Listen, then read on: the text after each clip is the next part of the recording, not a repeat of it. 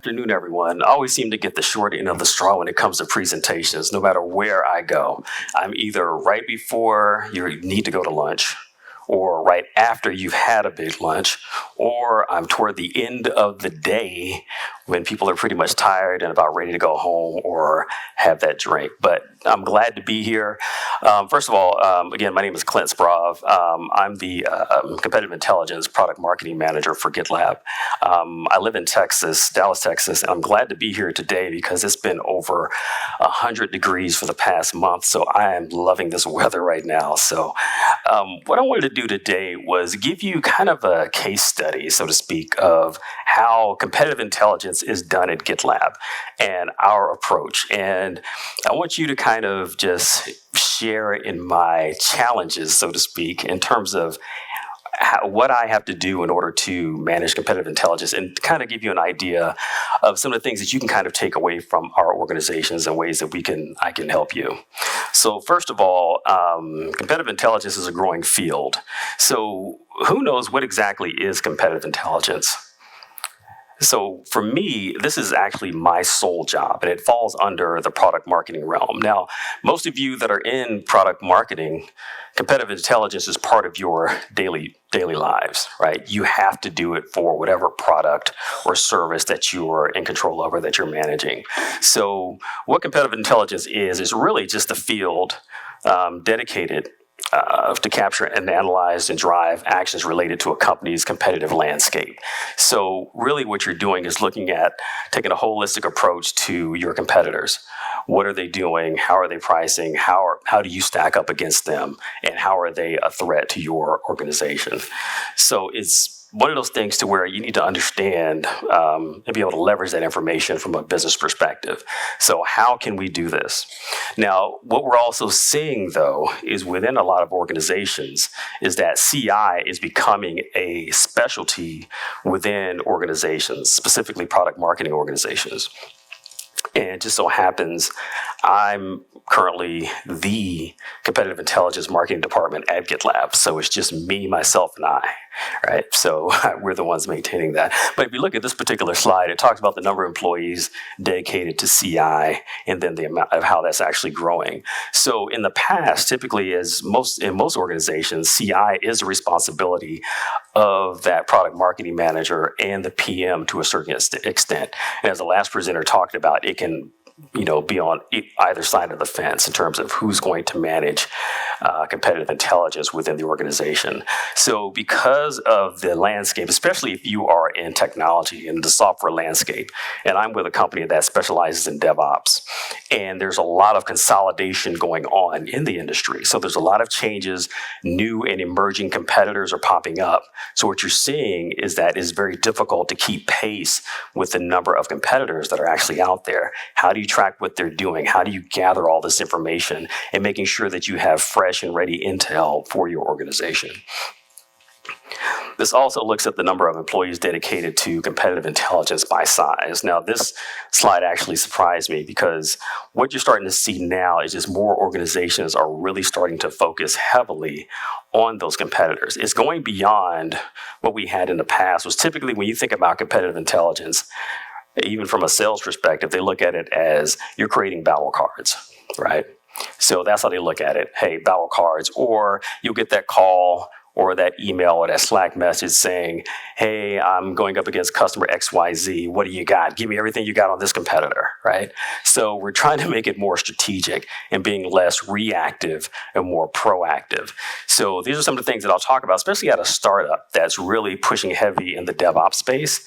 And as most of you have done in the past, where probably maybe about 5 years ago, maybe a little bit more, you started hearing about, agile marketing, right? Trying to apply some of the agile principles to marketing. So what you'll see in this presentation is how we do it at GitLab. So before we do that, let me tell you a little bit about GitLab and what we actually do. As we mentioned earlier, we develop a single platform for the entire DevOps lifecycle. And just as we mentioned earlier, today, we just announced our Series E funding, where we have just received $268 million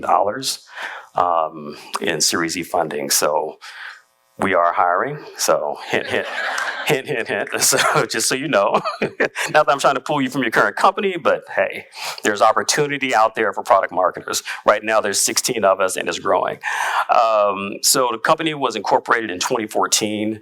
And interesting fact about the company, the CEO didn't actually create the product. It was another gentleman that created the product. But what he wanted to do was take it to the cloud and create GitLab.com. So he took it, brought it to the cloud, and then he realized, most of the customers want it on-prem. So he ended up hiring the guy that created it, brought him on to GitLab, and then they actually combined continuous integration and continuous delivery into a single product. And then they decided, you know what, let's go ahead and expand that across the entire DevOps lifecycle. So from product management all the way to monitoring and security. So what you're seeing is we have a strong community. GitLab is an open source company. And our product is, we take an approach of what we call open core, meaning that we have our core product is open source, and then we have proprietary features that we add on top of that. But we're constantly iterating and adding features back to the community and building that community. So as you can see here, we have 2,200 code contributors, 2,200 plus, and over 10,000 plus total contributors, meaning that our model at GitLab is that anyone can contribute, whether it's an individual or a competitor or anyone in the company can actually add to the progression of the company. So the reason I'm telling you a lot about GitLab, not because I want to just come up here and promote and say how great GitLab is. That's not the intent. The goal is to understand the challenge that I had when I joined this company. So I think you guys will find it interesting, or you'll either say poor kid, or you're going to say, wow, that's kind of cool. So let's look at the GitLab company values, and all of these things. If you read it, the first letter of each word spells the word credit. Right, so GitLab is a very open and transparent company. Now, when I say transparent, now a lot of companies have been talking about transparency lately. That's kind of like the in thing to be saying, especially when you're trying to get investors. But this company is really, really transparent.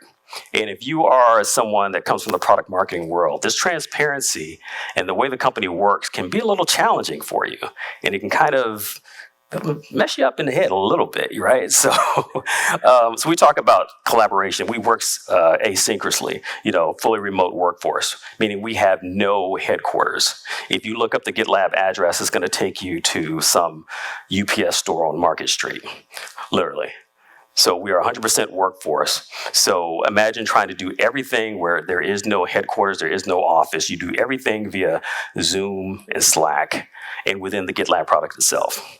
The results, we track outcome and not hours. So our goal is to make sure that you produce, and you produce on a regular basis. We don't care about when you clock in or how you clock in, just produce those items.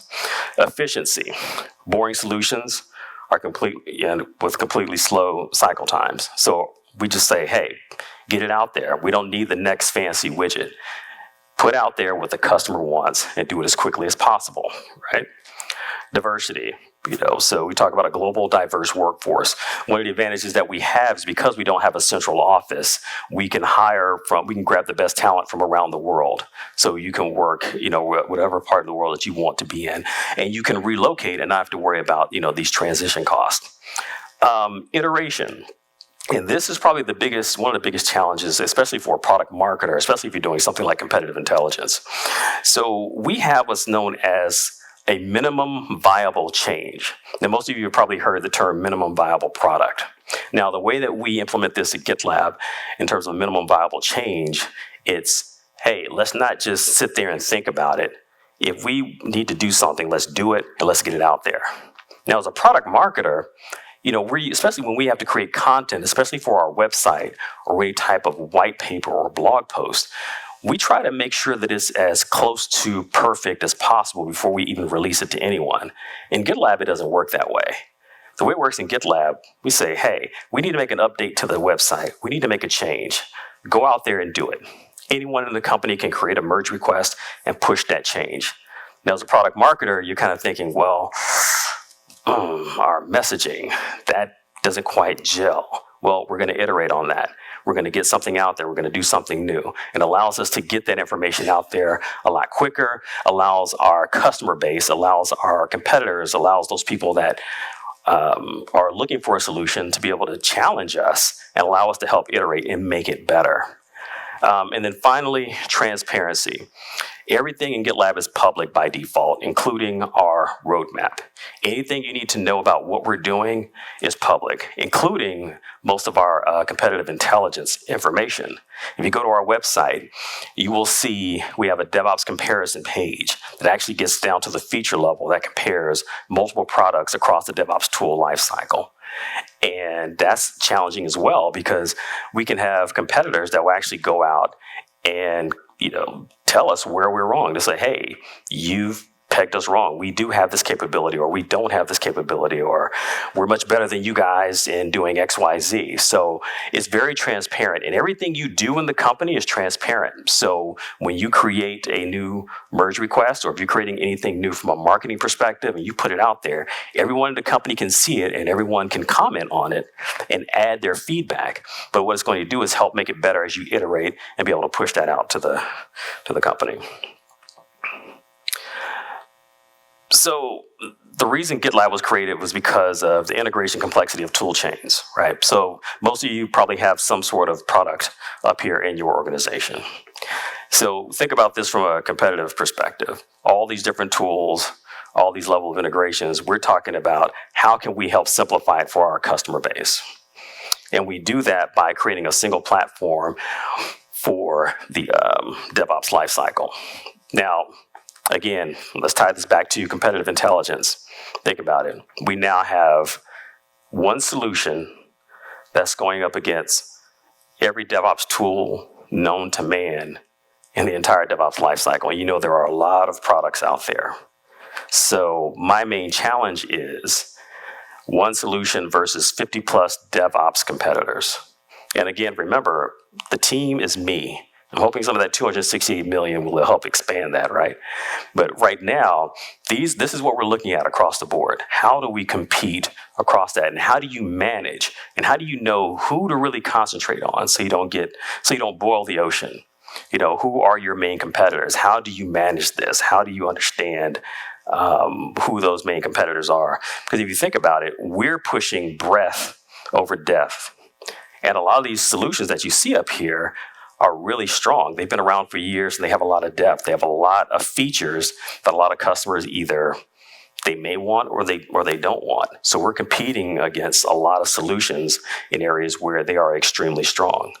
But that's okay, because the GitLab approach is transparency. Where are they strong? Where are we strong? Where are we weak? Where are they weak? Right? And being able to push that out so that everyone understands exactly how we compete. And this goes back to our strategy of competitive intelligence, right? So our job is to, a lot of times you as a company, especially when you have a product, you don't want to expose your weaknesses to your competitors. At GitLab, we actually embrace that, and I'll show that to you in a couple of slides. So first of all, how do we do it? We'll look at the tools, techniques, and the resources. Before we do that, let's look at how we are organized as an organization. So we've been toying around with the name of calling ourselves strategic marketing, but we're really just a PMM organization, right? But the way our director organized us, and I thought this was very smart, especially for a startup. And as you get ready to scale, it makes things very much easier as you try to do certain things. So if you think about some of the headaches that you have in your PMM world, right? Let's look at market research and customer insight. So we actually have a former Gartner analyst who handles our AR. And so he knows all the ins and outs of Gartner. He knows Forrester, IDC. So he knows how to quickly set up those meetings. He knows how to get those inquiries, and he knows how to help manage that for us. And he has a lot of insight that really helps us with market intelligence. So he makes my job a lot easier. So with him, and he has a couple of folks on his team who are also former analysts that will gather and curate a lot of this information from IDC, 451 research. We get information about mergers and acquisitions. We get the SWOT analysis, or understanding when a competitor acquires or a competitor is acquired by another company. So we get all of this information. We're able to bring all that information in. And so it really helps. We also organize the customer advisory board. So we're heavily involved with that, as well as our customer reference. So again, some of these are like pushed up outside of marketing, and there's a lot of coordination, but within GitLab, it's all under the product marketing role. Now, what that does, the key advantage, especially on the AR side, what I really like about it is, and I don't know if you've been in other companies where that AR person kind of sits at that corporate marketing level and they leave, you don't really know about it. And the next thing you know, you get this call, hey, we have to fill out this spreadsheet from Gartner and it's due like in 2 days. Right, then you're scrambling. Within our organization, we don't have that problem. We're on it early, we're able to knock it out, we iterate, we get it done quickly. And because we've got the key pieces in there, we have technical marketing in our organization. So these guys are extremely technical at the dev level, so we can bring them in to do the presentation and demos. We still coordinate with the PMs, and we can bring them in when necessary, but we don't have to because we have that great relationship on the technical side with the PMs and with the folks from R&D and our TMMs. We can help manage that. We also handle partner marketing and channels marketing. So our relationships with AWS and GCP, Google Cloud Platform as well. So we try to manage all of this and keep it so that we can manage it. We also help with enablement. And I'll talk about how we do that as well. So some of the other tools that we have is we talked about battle cards and competitive insights. So when I joined, again, with transparency, one of the challenges that we have at GitLab is what we call a single source of truth. You know, no one likes to have a sprawl of products. They want to have everything basically consolidated into a single source of truth. So what we do is we want to make sure that we have the ability to manage our competitive battle cards, but also get insight. So we looked at several tools, Crayon, Clue, and Compite, which you'll see a couple of them actually in the vendor booth downstairs. Check out their products because they're definitely awesome. So what we're doing is we track our top 15 competitors. Now, the reason I chose 15 is really only, in reality, is the top. There's really 3 that we really worry about. And I can tell you that right off the bat. Microsoft, Azure, GitHub, and CloudBees. To a certain extent Atlassian, of course, but everybody's using Atlassian, so there's that level of integration. So everyone's going up against Jira. So those are the 3 big ones. But in an organization like this that's very transparent, everyone has a different view of who their main competitor is. So as you work with the folks in the organization, you need to make sure that, okay, how can we track at least the ones that everyone's coming across in different regions? So a lot of times when people look at product marketing, they think product marketing is focused based upon the region where product marketing resides. So for example, a lot of times the folks in EMEA will think you're too US focused on these particular competitors. Using some of these tools allows you to really segment and allow you to curate information based upon their biggest competitors. So I can find out all the information that's happening with competitor A or competitor B. In EMEA, it might be somebody different, and I can help curate that information. So we do that to make sure that we can give them the information we need. We also align the battle cards with our current sales methodology. So how many of you are familiar with MedPick, Force Management, or Growth Play, or any of those parties, third-party solutions? Anyway, I'll talk a little bit about that as well. So as sales enablement brings in these different sales methodologies, a lot of times, you know, in marketing, we have a different voice. We have a different way it's being presented. They're being told to present your solution in a certain way. What we did is we actually used Force Management to help align our sales methodology. And what we're doing, what it does is called command of the message. It gives the entire organization a single voice in terms of how you talk to your customers. Everyone in the company will have that same message. So we all talk in that same voice. We're using the same value props. Now, from a competitive standpoint, this is huge because when we start talking about differentiators, defensible differentiators. So we had to make sure that we understand that every competitor, we need to have a unified voice in terms of what is our actual value prop. So when we look at differentiators, a lot of times you want to think of it just being as a unique differentiator, but it's not necessarily a unique differentiator. It could be a comparative differentiator, meaning that you both have the same capabilities, but how do you do it differently, or how do you do it better, right? And understand that. Then you have the holistic. What is it that customers look at your company for, right? Do they look at it because of its culture? They look at it because of how you treat its customers, right? So even though you may not have a superior product, you may have a culture that resonates with that customer base. So when we start talking about differentiators, especially when you're looking at 50 plus competitors, you need to make sure that you have a way to distinguish it rather than pushing it at the feature or capability level, but expanding that. All right. So these are some of the other tools that we talked about. We use, I'm sure a lot of you use these as well, Slack. We use a tool called Chorus, which is really Zoom with some dictating capabilities, so we can capture some of those customer interviews, customer meetings, for win-loss analysis and understand that. Of course, we use LinkedIn groups, and so forth. And everything we do within the GitLab product itself. So think of it as if you guys use Jira, creating an issue, we do the same thing in GitLab. Anything that is initiated within the organization, whether you're in finance or whether you're in product marketing, it doesn't matter. You're going to create an issue, and that issue can be assigned, and you work through that issue and then push that out. So I talk about transparency. So what you see here, and I don't know if you guys, hopefully you guys can see it pretty well, but we talk about full transparency. We talk about our maturity by product stage. Now, again, we talked about a lot of folks want to share their roadmap. Yeah, we'll share our roadmap, but we take it a step further. We actually show where we're strong and where we are weak in these key areas. If you see I don't know if you can see it from the back, but some of those items, like on code review, has like a heart. It means it's a lovable feature, meaning that it's fully baked, customers love it. That's one of the reasons they buy us. If you look at some of these where you may have like a quarter of the circle, or even half of it, that means we haven't fully developed that. And that's okay. And we want our customers to know that. So this is part of our kind of a hop keto version of our competitive analysis or competitive strategy, right? So if a customer says, or a prospect or a competitor says, well, they can't do this, we're like, yeah, that's right, we can.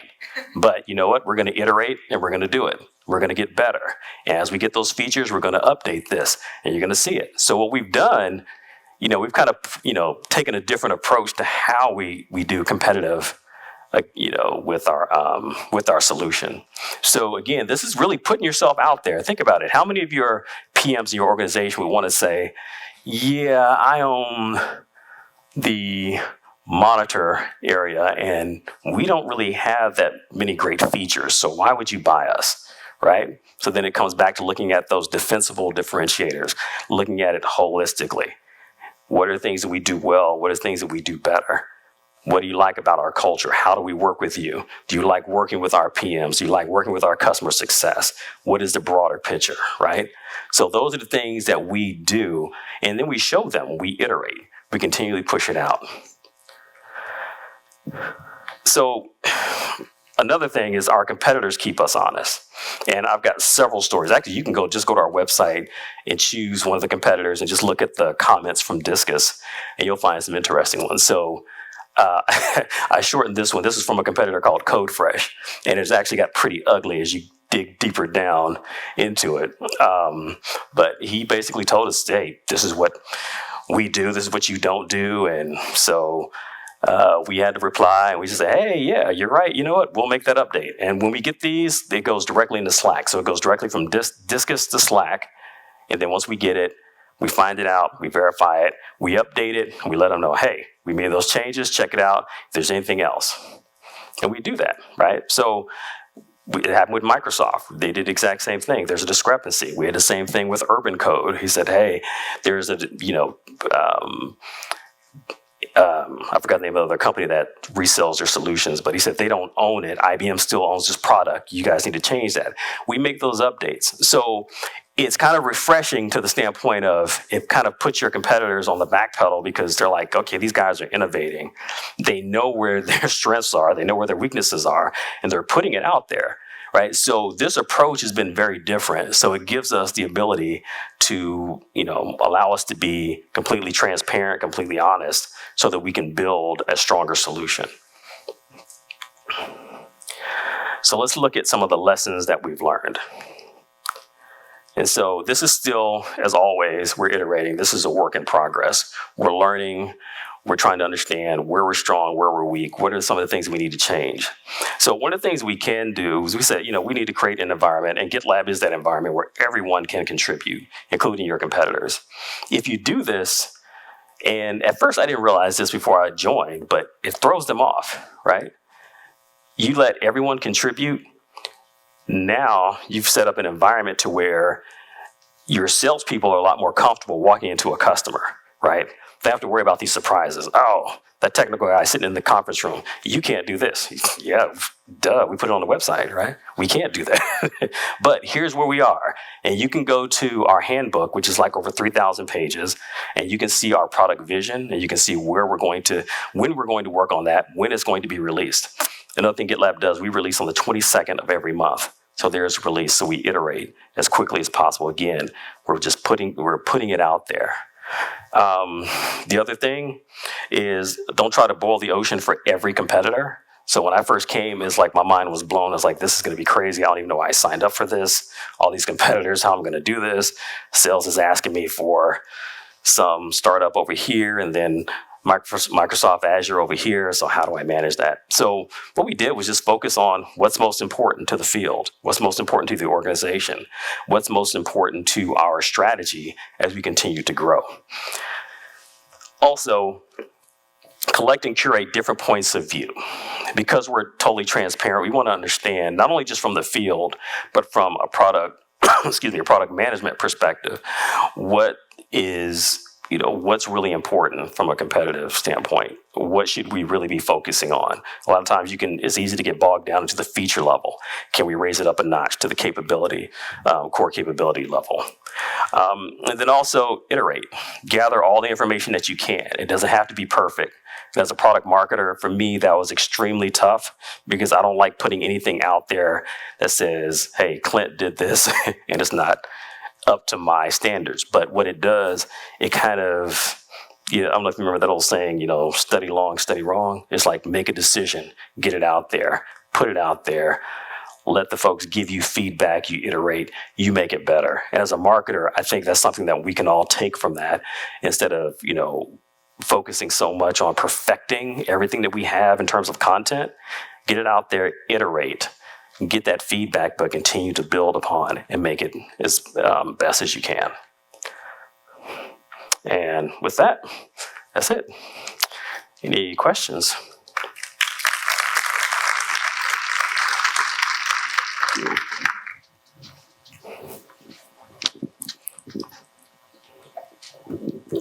Thank you for your talk. You said that you have the open roadmap, and you say what you're going to release and when you are going to release that. So the question is, do you fail with terms? And if yes, how do you deal with that? Do we fail? Yeah, I mean, you promised to release something in October 2000, blah, blah, blah, and you don't release it. So the way that we do it is we're only going to release what we know we're going to release. Right. So when we have that list of features, and if it does fall out, we're going to let you know ahead of time. This is what this release is going to be. So on the 22nd, I think we have over 100 consecutive months of releases. So it's not like we're planning like 6 months out that this feature is going to be released here. They work as soon as we drop a release on the 22nd, they're working on that next point release. So they have each product group is working on a certain number of features and functionality that they're going to push out. Some of them may be it's too late.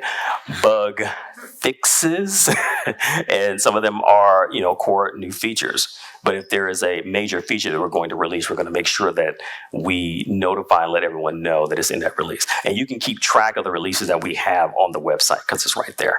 And it's always happening like this. I mean, you don't fail. We don't.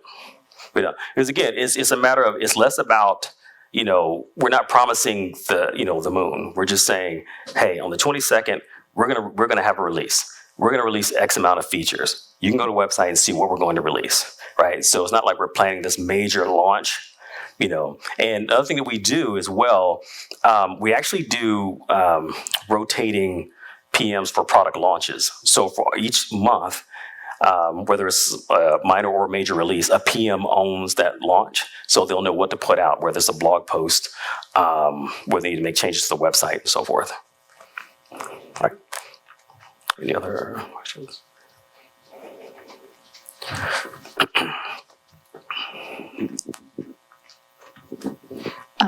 Testing. Okay.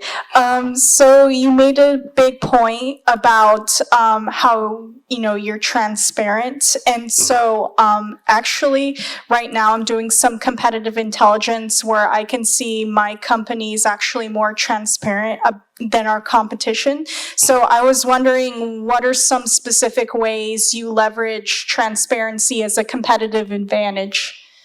Oh yeah, there's several ways we do. So one of the ways that we do it is by one, just exposing what we have out there, right? Because I think more companies are getting comfortable with putting their roadmaps out there, as fewer public companies, of course, because of the whole Rev Rec issue.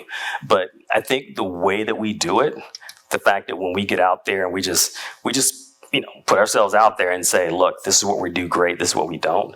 That's one way. I think taking that feedback from the community and from competitors and allowing them to tell us where we're wrong. Like I showed you that other slide about where the guy was complaining that you missed several features that we have and we do this so much better than you. Just kind of taking it head on, right? So that's really our approach, is like, hey, whatever we're doing that's you think you're better, then that's fine, but we're going to put ourselves out there. Another thing that we do is we put our handbook in terms of how we do things, how we do everything in GitLab is on the website, and we iterate and we make it better. So if you go to our website, you might see some pages that are slightly inconsistent, and that's by design. It's inconsistent because we're iterating and we're trying to make it better. So the advice that I would have to you is just if whatever you're allowed to expose from a transparency level, because it really starts at the top, right? So your organization. So luckily from a GitLab perspective, our CEO is very transparent. So we don't have to get involved into the whole legal stuff unless we start doing some crazy stuff. But for the most part, if you've got the autonomy to be able to say, hey, this is what we do, this is how we do it, then I would say go ahead and push that to your customer base or prospects. All right. Thank you, Clint. All right, thank you.